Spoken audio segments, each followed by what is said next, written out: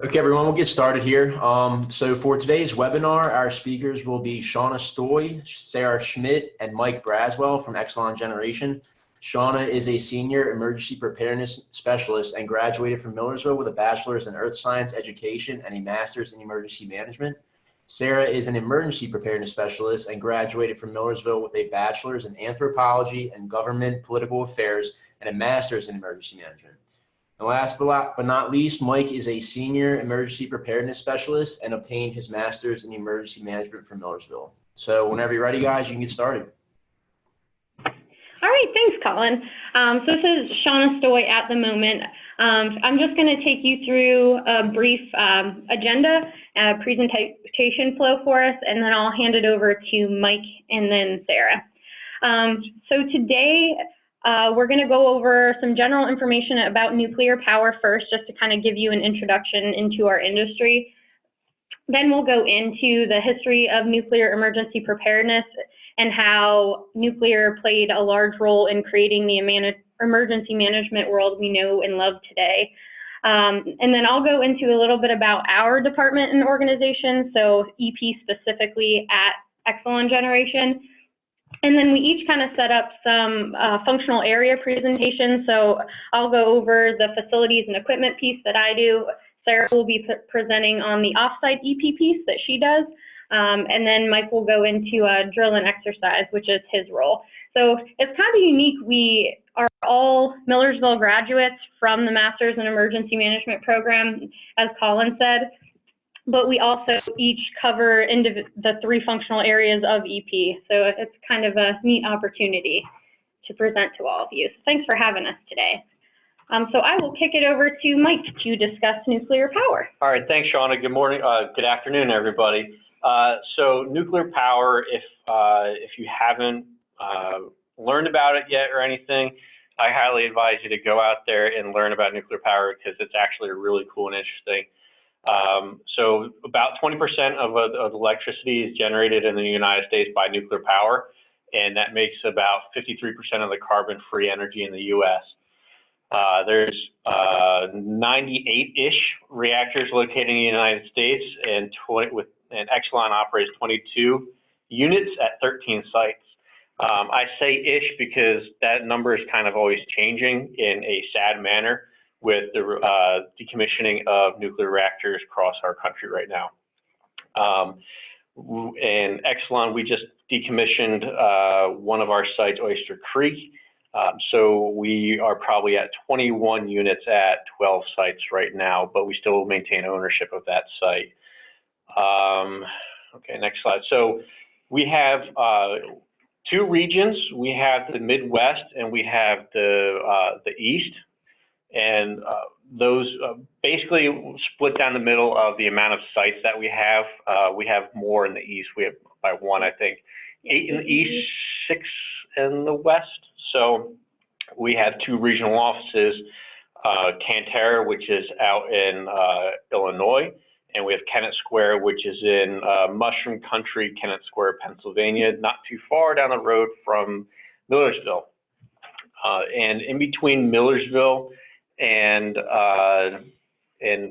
you know, is Peach Bottom Atomic Power Station, 3 Mile Island Nuclear Power Station, and Limerick Generating Station. And next slide then. So there's two types of reactors that are built in the United States. There's a couple different models that are built out throughout the rest of the industry. But specific to the United States, we have what's called a BWR and a PWR. BWR is a boiling water reactor. PWR is a pressurized water reactor. The main difference here is, that you can tell in the title, is the water in the BWR is actually just think of like a pot on your stove where we boil the water and that steam then is pumped through the system and spins the turbine. A PWR uses a heat transfer system where the water is heated up to an immense temperature and then transferred over to a secondary side unit where it turns that water into steam. So there's no radioactive steam in a pressurized water reactor versus in a BWR, the steam is radioactive.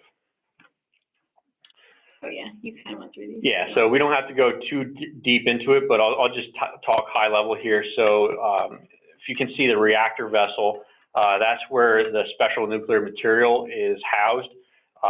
And we have water flow that runs through the core of the reactor.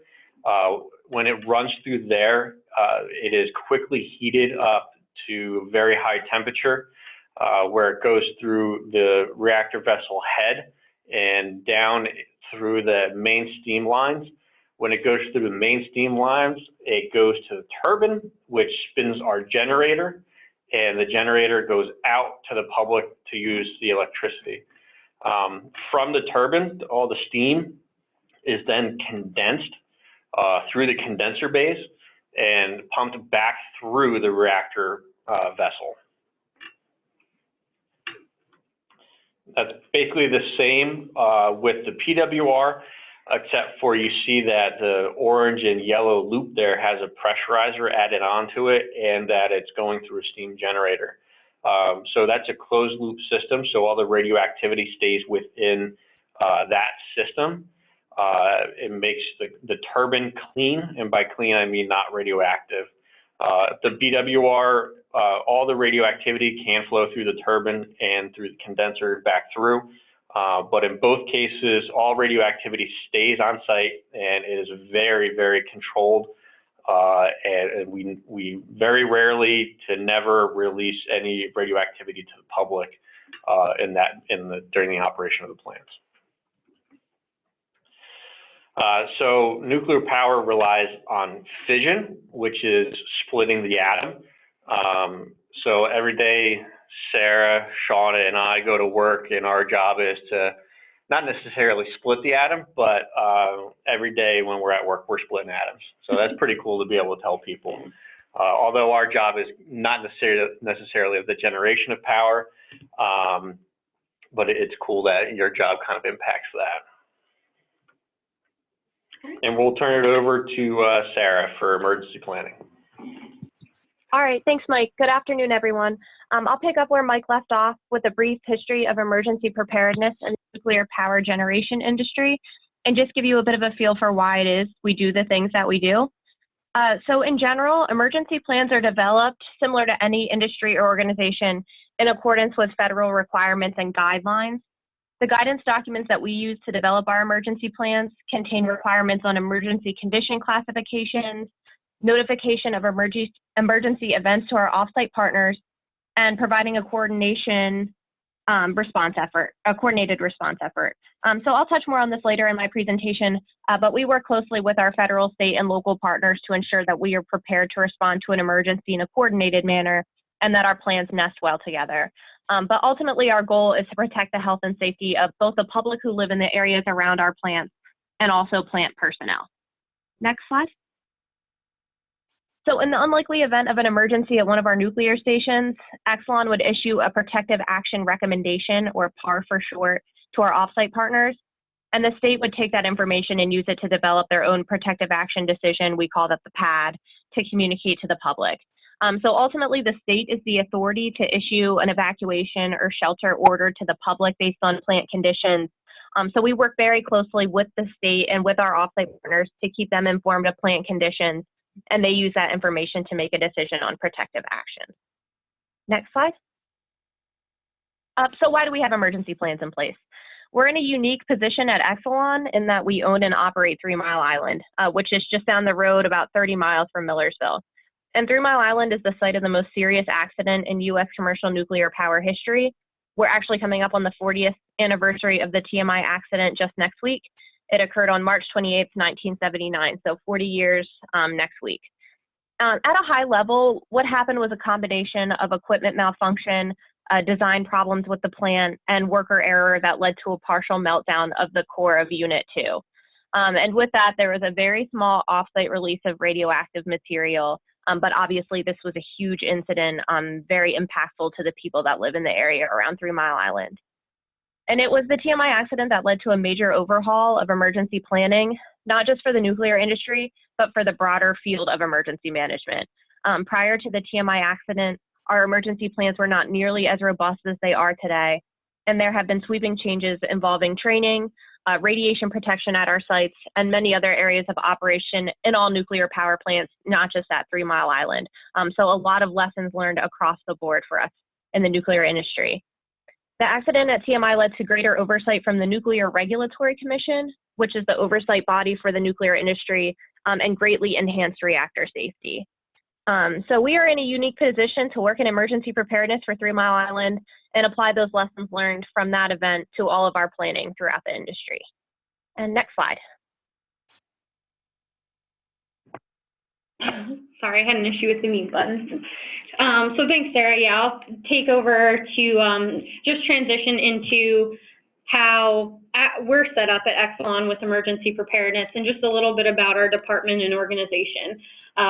So ultimately, all the departments report up to our chief nuclear officer, and it funnels down into senior VPs that we report to.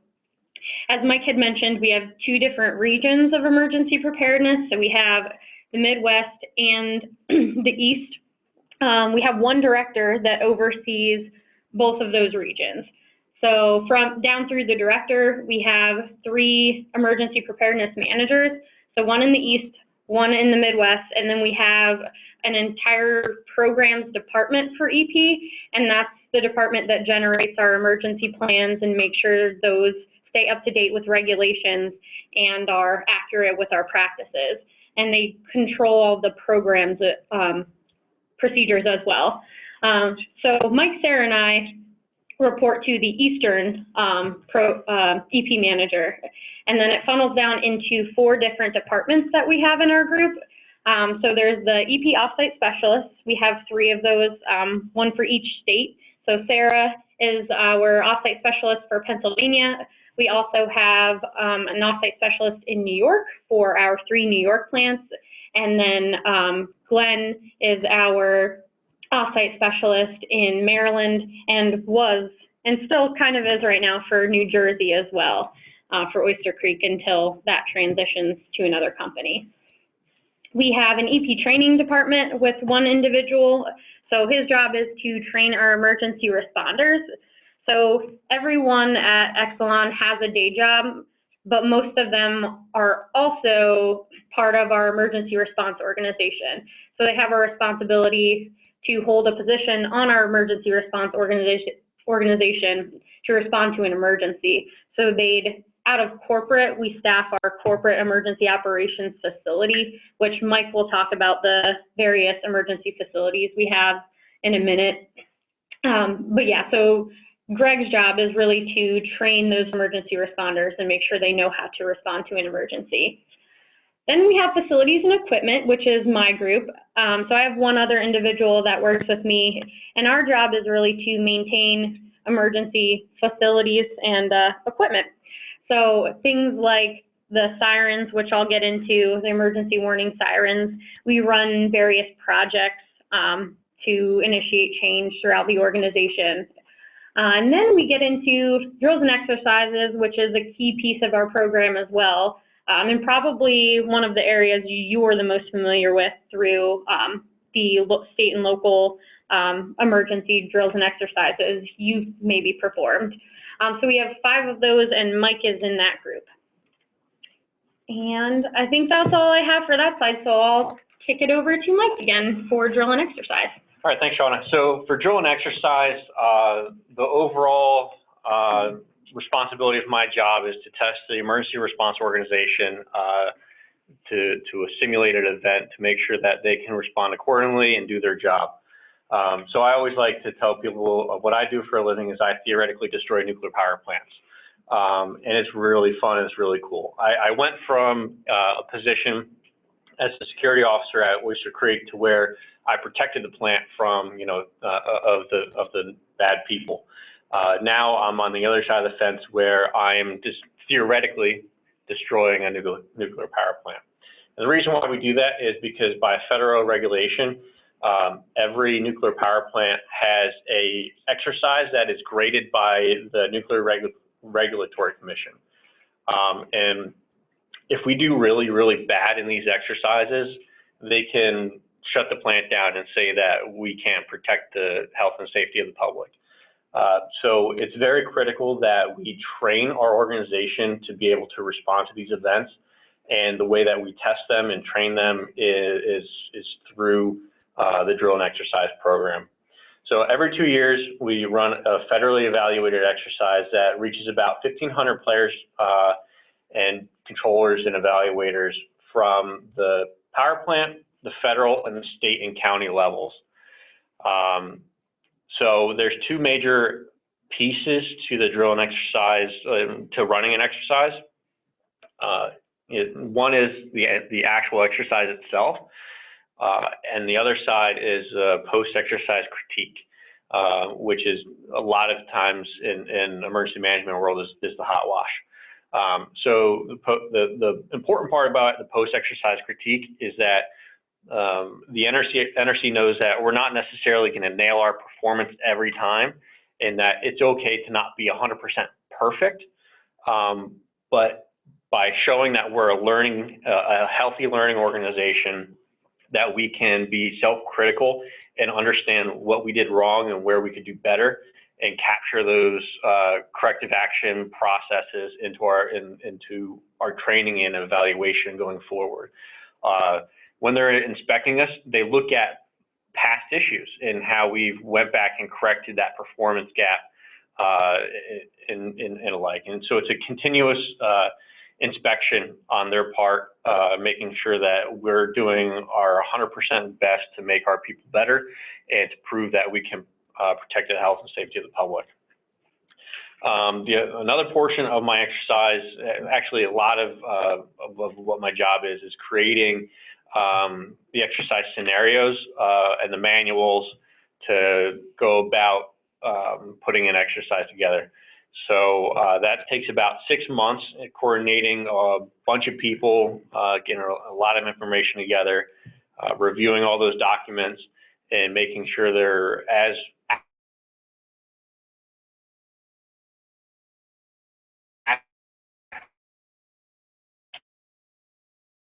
as we can get them. Is using paper in our manuals. So across our entire group, we would run about 60 exercises a year, and you total that up to about 45 people being a controller evaluator. We did the rough math, and that was slightly less than 300,000 sheets of paper every year that are produced, used for 4 hours, and then recycled. So we're going digital. We're using iPads for those manuals. And as Shauna stated, we have our day-to-day job, and then we also have jobs to improve what we do and everything. So one of my projects was making the digital exercise manuals, and I'll talk more about that later. The other part for me is writing the report at the end, and that's the final documentation that the government looks at to see that we have met all the responsible areas that we have to maintain. So high level, I won't go into too much detail just to save time for everybody else to talk. At all the sites, we have 3 emergency response facilities. One is continually staffed, and it's not necessarily an emergency response facility, but it's the hub of all the activity at a plant, and that's called the control room. And for drill and exercise purposes, we have simulators on site. So the simulated control room is listed here. It's a huge piece of equipment that replicates exactly how a plant operates, but with a computer backbone behind it.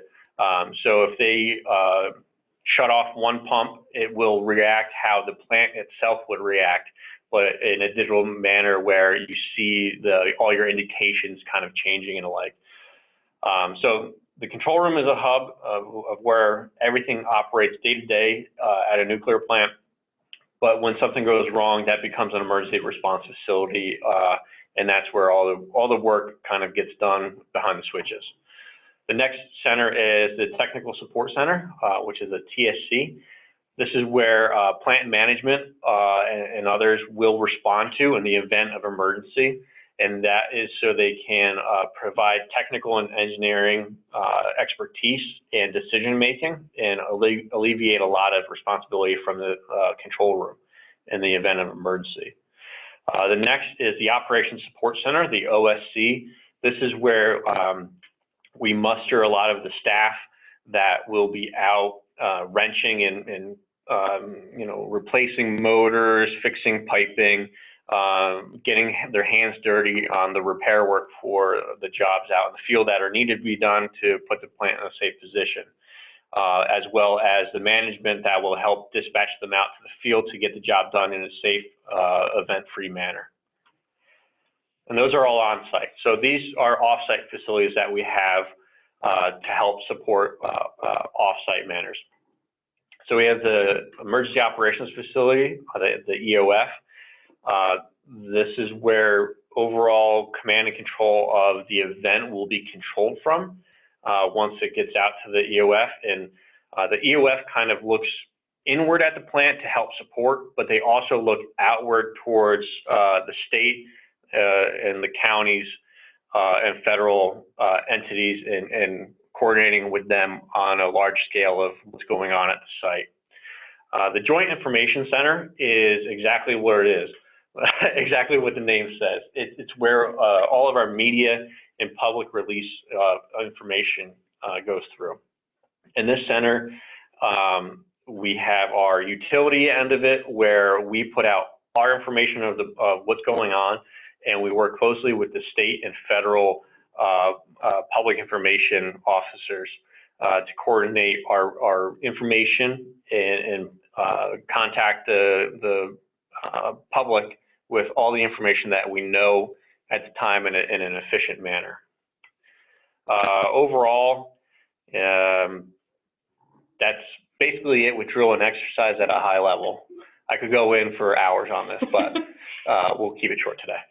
Any questions for Mike or any of the initial information we went over before we moved to Sarah with offsite? All right. Oh, well, sorry, you weren't done. I'm not done. Just kidding. So I stated it before, but yeah. So one of the newest projects that I've been working on is going digital on the digital exercise manuals. And so, like I said, we saving tons of paper and saving a lot of time creating all these manuals. And the one thing that I did state before about how important the critique is, before we used to have all these critique comments written on paper, and we got to go through them and make sure whose comment is important and what is not important and what's critical. Now we're going digital in that form as well. So people submit all their critique comments digitally, and we get them on a spreadsheet on the back end, so we can more efficiently go through and hopefully prevent getting a finding from the NRC, which is called failure to critique, which costs a lot of money, and we don't like that. Next slide. So this is just a picture of one of the kits that I was tasked to build. Currently, we have 3 of these kits, and it takes 3 kits to run a full exercise. And tomorrow we have an exercise, and it will be the second time we're using it. First time was flawless, and it worked great. So I'm hopefully going to have a 100% record tomorrow. But yeah, that's what I have to say for today. Now on to Sarah. All right, thanks, Mike. As Mike said, my name is Sara Schmidt. I'm the offsite coordinator for Exelon's 3 Pennsylvania located nuclear power plants. So Limerick Generating Station in Montgomery County, Peach Bottom Atomic Power Station in southern York County, and 3 Mile Island Generating Station in Dauphin County. I started with Exelon 3 years ago. Initially, I was the offsite coordinator just for Limerick, but with recent retirements and some restructuring in the company, I also took over offsite responsibilities at TMI and Peach Bottom. Next slide.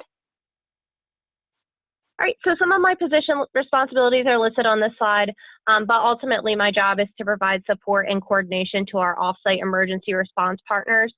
So I work closely with federal, state, and local agencies to ensure that they have the tools needed to respond to a nuclear emergency at one of our plants, and that our efforts are coordinated. I work with FEMA, the Pennsylvania Emergency Management Agency, the Pennsylvania Bureau of Radiation Protection, counties, municipalities, hospitals, fire, police, EMS providers, schools, essentially any offsite agency that maintains emergency plans to respond to an event at one of our Pennsylvania plants. So in my position, I'm fortunate to be able to interface across the spectrum of emergency management agencies. It's a really large group, and I found that the key to my position is understanding that while we all have our own motivations and some of our processes may differ, ultimately we share the same goal of protecting the health and safety of the public. A lot of my position is a balancing act in keeping everyone happy, but also making sure that we are accomplishing our objectives and working together. So in order to do that, we hold quarterly meetings for each plant where all of our offsite response organizations come together to keep each other informed of recent developments in our agencies. And it also provides us with a forum for planning and to benchmark against one another. It's a good opportunity for the counties to talk about how they do business, and maybe another county hadn't thought about doing a certain process that way, and they'll pick up that information at that meeting and improve their own processes. But everything that we do from an offsite perspective comes from the guidance found in the FEMA rep manual. And we are evaluated similar to the plant on a biannual basis. So when Mike and his team are leading their exercises at the station, the offsite organizations are playing off of that exercise and practicing their response to that scenario. And these are FEMA evaluated exercises. So FEMA will come in and look at our offsite partners every other year. In my position, I assist in planning and training for these exercises and also help with exercise logistics, things like developing injects and also providing PEMA and FEMA with exercise locations. We supply utility controllers, and I also provide a lot of exercise support. We also have annual medical drills for the hospitals that support our plants. We have hospitals designated to support members of the public who could be injured or contaminated. And we also have hospitals designated for people that work at our plants that could be injured or contaminated or both. So we have FEMA come in and look at those hospitals on a biannual basis as well. And then the years that FEMA doesn't come in to look at those hospitals, we still exercise, we still do the drill, and PEMA evaluates those exercises. So essentially, I work with our offsite partners to ensure that they have adequate plans in place, have received training to execute their plans, and are prepared to respond to an actual event or to perform well during an exercise. And one other aspect of my position is public information dissemination, and I'll go into that in a bit more detail on a later slide. Next slide.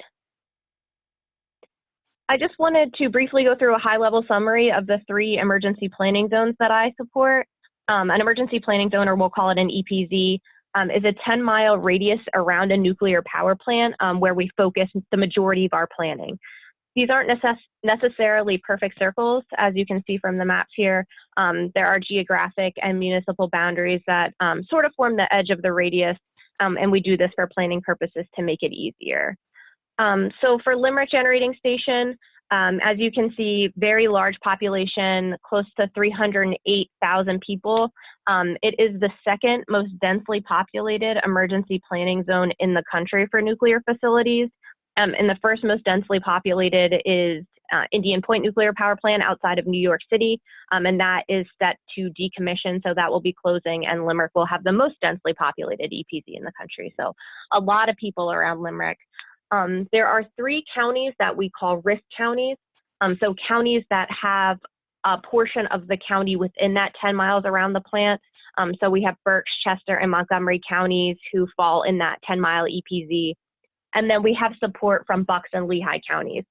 So Bucks and Lehigh would take members of the public who are evacuating from those risk counties, and they would provide additional support in an actual event, and they also plan our exercises. Around Limerick, we have 43 municipalities that are directly impacted in that 10 miles. And we also have 12 school districts with schools in that emergency planning zone. And there are 7 additional schools that don't have, or school districts that don't have schools inside the EPZ, but have students that live in the EPZ. So we also plan for them. So Limerick is a very large in terms of population emergency planning zone. We also have Peach Bottom here. Peach Bottom has a much smaller population, 61,000 people approximately. And while it's not as densely populated as Limerick, we have some unique concerns with the population around Peach Bottom. Anyone that lives in Lancaster County area is aware that we have large Amish populations, so people that might not necessarily have access to resources to get emergency information. And we also have a lot of aging populations in the Lancaster-York County area. So, some unique factors that we take into consideration when we're putting together our plans for Peach Bottom. Peach Bottom is also unique in that the 10-mile EPZ around Peach Bottom impacts not just Pennsylvania, but also Maryland.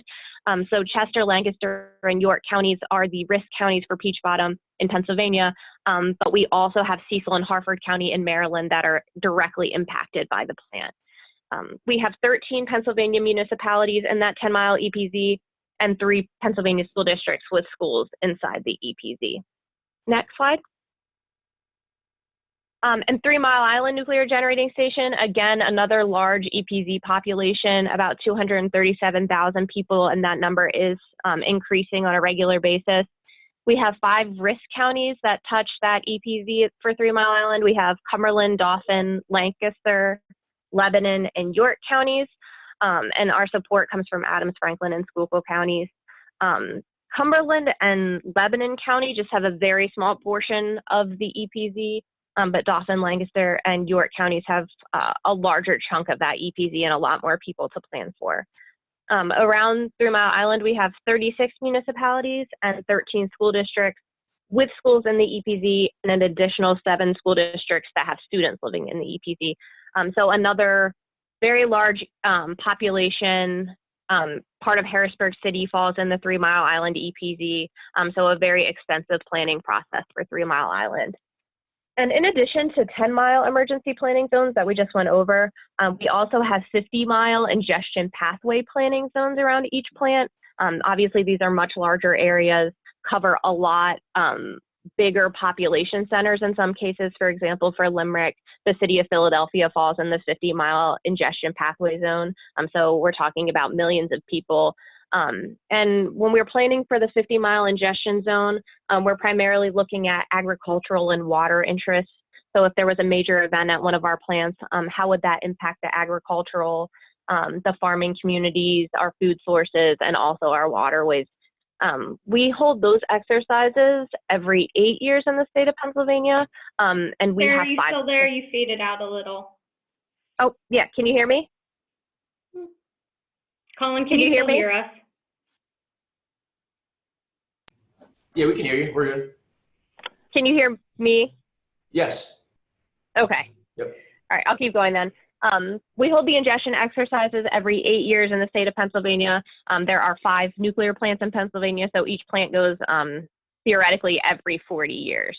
So we just had one actually last week. Beaver Valley out near Pittsburgh went, so 3 Mile Island is up next in 8 years. Next slide.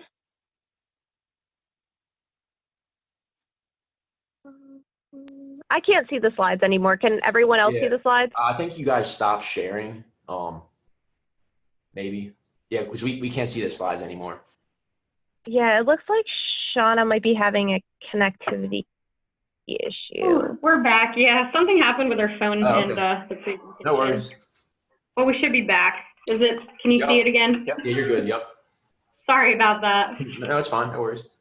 We had a network Shauna, if you issue. just go to slide 22, that's Okay. where I was. Okay, perfect.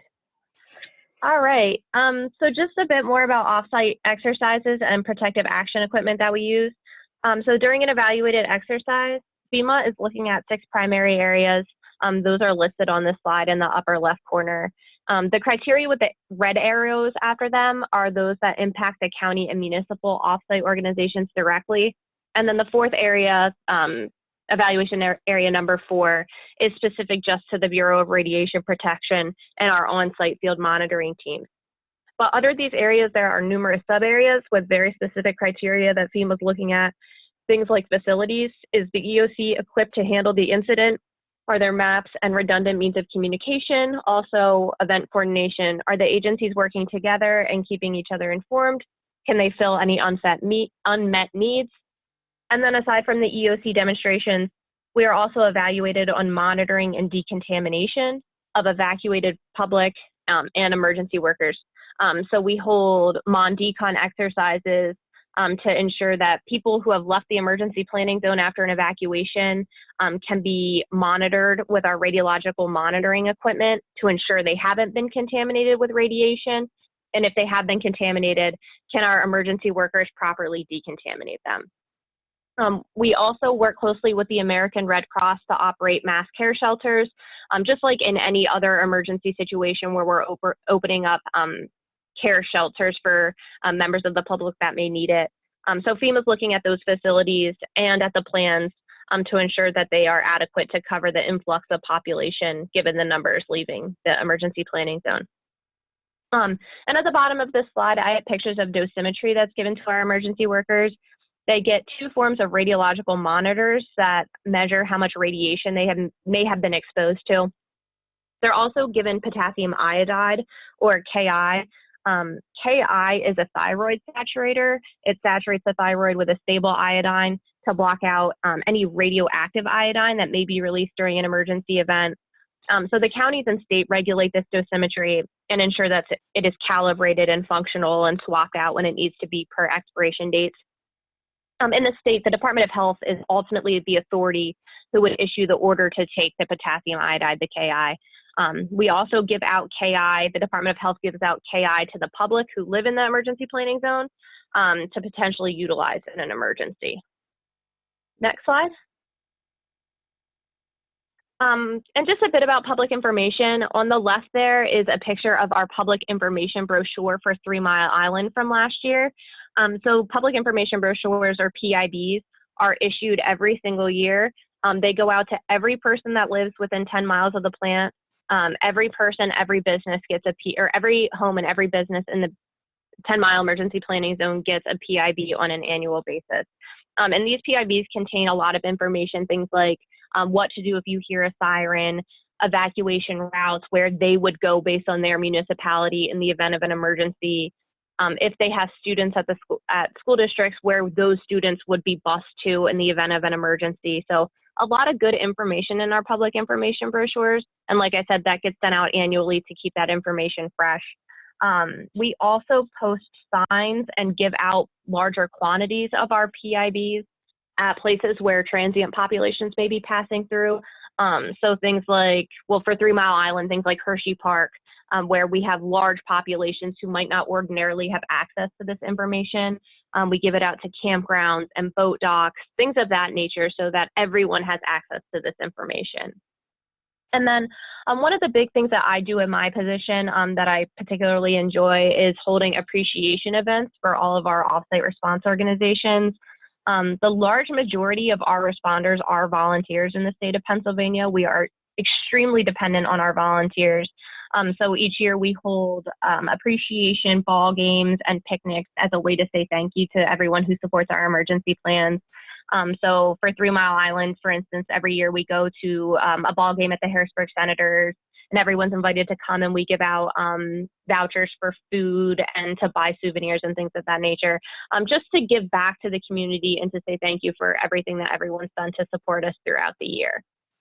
And that is all I had. I will turn it over to our facility and equipment guru, Shauna Story. Thanks, Sarah. So as I mentioned, I am part of our facilities and equipment group. So I listed a couple things that me and my counterpart support, but I'll get into more detail on those in just a minute. So a little bit about my position. One of my main roles is to manage the emergency warning sirens around our 8 eastern nuclear stations. So if you've never seen a siren, I did include a picture there. So they're about 60 feet tall. Like I said, we have 609 emergency warning sirens around the station. So Sarah just taught you a little bit about the emergency planning zones. So they're located around those emergency planning zones. And the numbers really vary depending on how much population the station has. So for an example, Sarah mentioned Limerick has a very densely populated emergency planning zone, or EPZ. So we have most of the 609 sirens there. Limerick has 165 sirens around their emergency planning zone compared to like 96 in the TMI area, another pretty densely populated area. And then say Oyster Creek half of their emergency planning zone is on the water, so they only have about 42 sirens in their EPZ. So it really varies the number around population. So, and the expectation is that those emergency warning sirens are available 24/7, 365. So that's one of the big parts of my job, is making sure that they're in service 24/7. We're going to have issues, so typically if we have a siren out of service, we'll notify the county that's responsible for the siren that is impacted by it, and we'll notify our control room. And typically we get that turned around within 24 hours, so that siren's back in service and ready to go. For testing, we ultimately, in an actual event, so if our plants ever had an emergency, the counties are ultimately responsible for activating the sirens. So like Sarah mentioned, and Mike mentioned, ultimately the decision comes from the state and the county agencies. So they'd make that decision that the sirens need to be sounded, and they would set them off. We do test them quite frequently, so most of our sites have a requirement, and this is in a FEMA design report, so it's a regulated thing. So we full sound test them at most of the sites twice a year in June and December. So if you live around a plant, you've probably heard them. They're very loud. And then we also growl test them, which is just like a short blurp from the sirens. So those growl tests are performed once a month, and then we perform just silent tests, which you wouldn't hear. It's just a ping back to the siren. Those tests are conducted once a week for every station. Just for clarification, what do you do? What does a siren mean? What are you supposed to do? Yes, that's a good question, Mike. Yeah, so if you hear a siren, a lot of people get confused and think that means you're supposed to evacuate. That is not the case, and like Sarah's emergent or public information brochures have this information in them. But it's not a signal to evacuate, it's a signal to tune into your radio or your news station for instructions, because their protective action decision may be to shelter in place, not evacuate. So it's just the signal to tune into your local news, not to evacuate.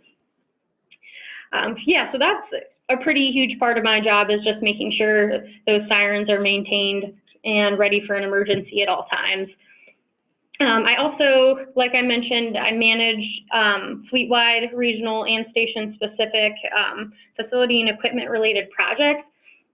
And I have a slide on some of the projects I've worked on as an example, but one of the main projects I'm working on this year is to move our emergency operations facility for Calvert Cliffs, which is a station in Maryland, to our Coatesville emergency operations facility in Pennsylvania.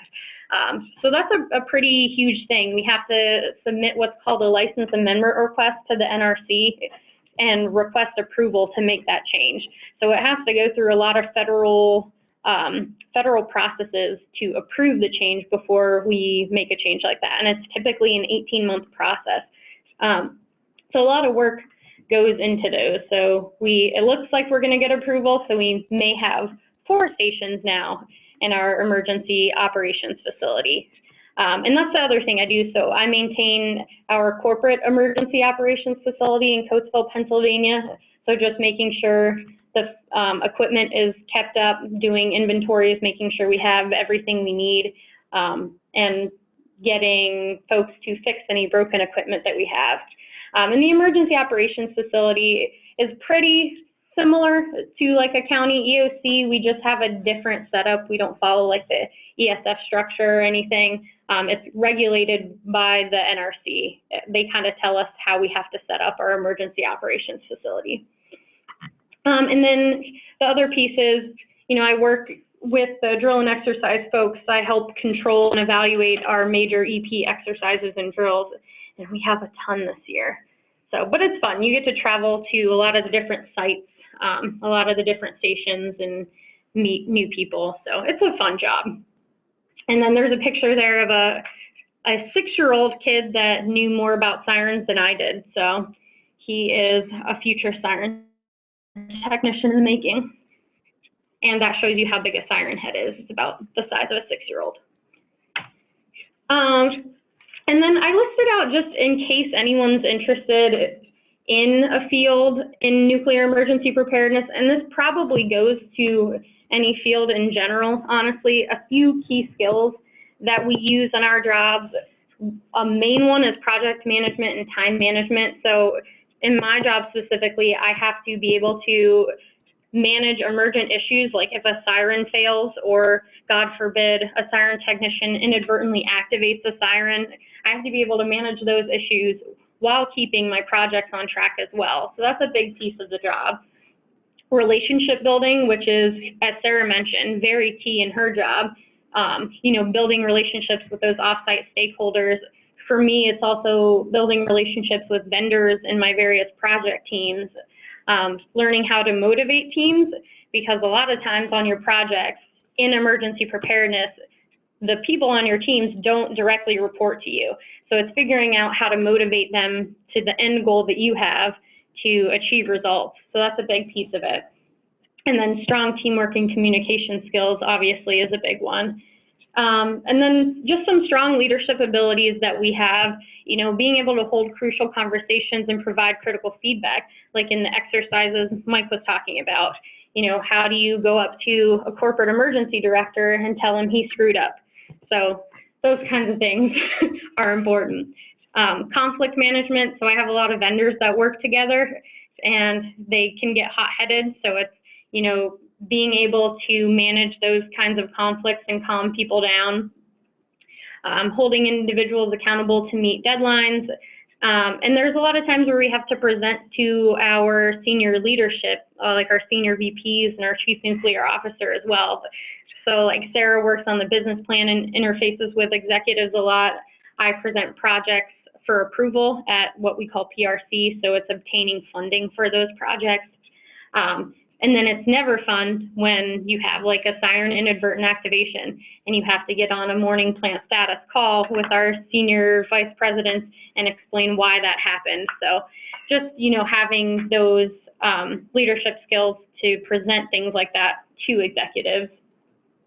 And then there's some pictures there of some of the various things that I've done. And this is just kind of a career map. So I started at Exelon as an intern in the summer of 2014. I did that as part of the Master's in Emergency Management program at Millersville. I actually took a break from Exelon for about 2 months and moved down to Old Dominion University and was an emergency management specialist there and then moved back. Some of the projects I've worked on are ERO pager replacement. So I know it's hard to believe, but in 2015, we used pagers to notify our emergency responders. A little bit outdated, so we replaced it with cell phones. And that seems like it would be very easy to implement, but it took 2 years. So it can be difficult to make change in the nuclear Anything in nuclear is painful to change the way we've been doing things. It is, and it's really based on, we just have so many regulations and policies to follow, so it makes it difficult to change things. Another thing I worked on was the siren failure population tool. So these are kind of neat. We use them today. They basically account for siren overlap. So in an area like Limerick, for example, where we have 165 sirens, if one went out, and kind of the way they evaluate whether it's reportable, if it's a reportable incident to the NRC, is if you have enough sirens to not be able to notify 25% of that population, we have to report that to the NRC and tell them that we're in that condition, and that limits our ability to protect the health and safety of the public. So this tool is basically a calculator that uses GIS to say, yeah, this siren might be out, siren A might be out, but sirens B, C, and D cover that population. So none of the population is actually impacted. So that was a really helpful tool for us. I took over management of the sirens and the emergency operations facility in 2015. We implemented battery backup on our Calvert Cliff sirens in 2016. So that was just an upgrade to that siren system. Now all of our sirens in the Exelon fleet, with the exception of Gannett and New York, have battery backup. So if they lose AC power from the power lines, they're still functional on batteries. And then we implemented what we call the EMNet project. That is basically a satellite phone system that runs on the internet, but has satellite backup to notify our state and local agencies. So we have a 15-minute requirement to do that. So once we hit an emergency classification, we have 15 minutes between the time that that we classified or declared that event to make a notification to the state and local agencies that informs them that we are in that condition. So that's the phone system we use to do it. You just hit one button and it calls all the state and local agencies. IPAWS notification, which some of you may be familiar with. It's like the system that the president uses to, declare national emergencies and send out emergency notifications. We're looking into using that system with or possibly in the future in place of emergency warning sirens. So that's something we're sort of working on. It's kind of on the back burner right now. And then I already explained the Calvert EOF relocation project. So those are just some various projects that facilities and equipment groups work on. And then I just included, in case you're interested in Exelon as a future career possibility, just a few reasons I love my job and I love Exelon as a whole. So there's such a strong focus on safety, and we have a lot of executives here that really do value work-life integration. So, we have flexibility in our jobs to do the things that we want to do in our personal lives as well. There's a lot of high expectations, so the job can be difficult and challenging, but personally I find that to be a good thing. But they also understand that life happens. And again, working with high-performing, dedicated teams and individuals, I love working with Mike and Sarah. They're awesome. And at the end of the day, not only does your team have your back, but they accomplish amazing things every day. Developmental opportunities. So the company is really focused on developing you as an individual and a professional. So I've done like a 4-week program called the Supervisory Development Program, where they sent me to Philly and taught me leadership skills, and I stayed there for 4 weeks. And you meet a lot of great people at those events. Emerging Leaders is similar. It's like an 18-month program where you learn leadership skills. Supporting nuclear refueling outages. So even though I work in nuclear emergency preparedness, I don't necessarily work at the stations a lot. So I don't get a lot of hands-on or eyes-on the system to learn about how we actually generate power. So I've participated in refueling outages where they take the station offline to refuel it. And you really get to see things you don't get to see when you're operating the plant. So that was helpful for me in understanding how we actually generate power. And then there's a strong emphasis on volunteering and community engagement. So I support a lot of local county events, whether it's like hostile action drills and exercises that they're doing, or just fundraisers and stuff, and like tree planting and water system cleanups. And it's just neat. We're very community oriented. And I think that's all we have. So very happy to answer questions from anyone for anyone. Oh, Shauna, real quick before we do questions, can I do a quick TMI plug? Yes, please. By all means. Please. All right, just real quick, I just wanted to give a sort of a plug for anyone that lives in the state of Pennsylvania. You might have heard that 3 Mile Island is planning to decommission in the fall. So we're looking at a closure in September unless legislative measures are passed to sort of support the plant. So I just wanted to give just a couple quick facts about 3 Mile Island. Make the decision for yourself, and if it's something that you're passionate about, please contact your legislator either way and let them know how you feel about keeping 3 Mile Island open. But just a couple quick facts. So TMI generates twice the carbon-free electricity than all wind and solar combined in Pennsylvania.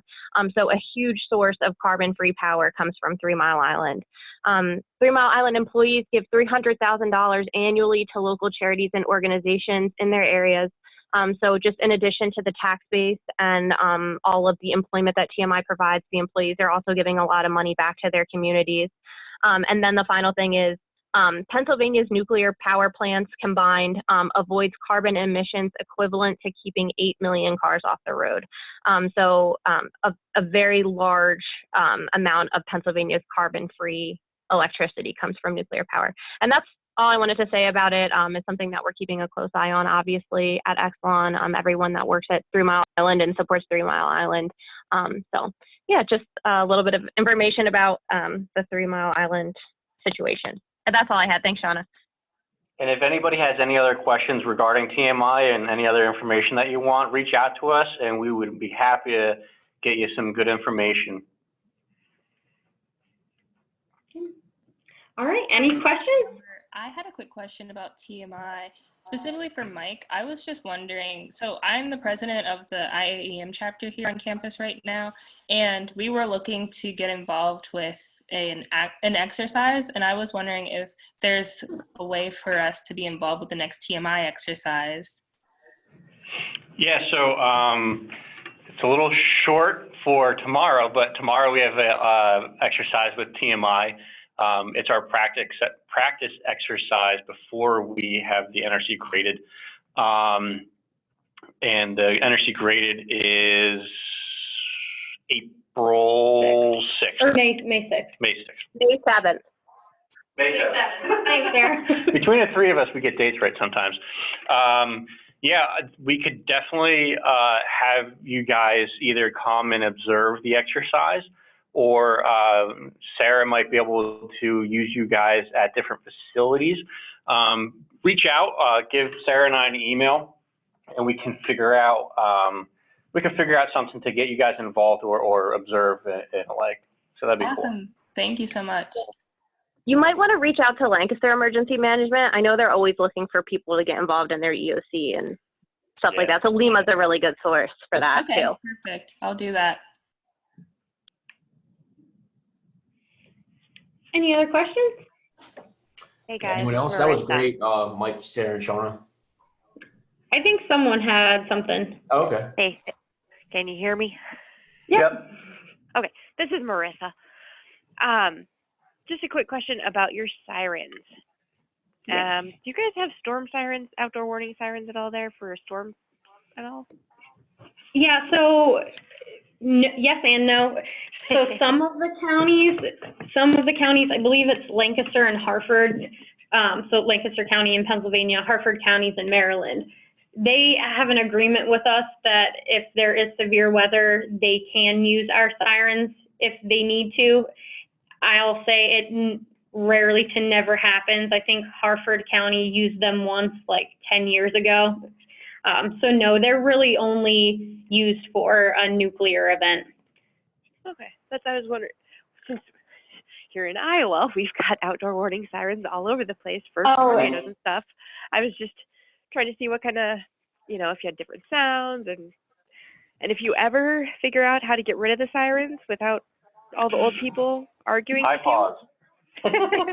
Yeah. Well, we've got a digital alerting system, but it's it's voluntary. You have to sign up for it. So, and our issue is we've got some of our smaller communities have they sound the siren at noon every day to let everybody know it's lunchtime. Yeah. That's and I was really speaking for the sirens in the East. I will say my counterpart in the Midwest that manages the sirens, they do use the nuclear emergency warning sirens for weather sirens as well. So like tornadoes and things like that. All of the stations do use those sirens for weather events.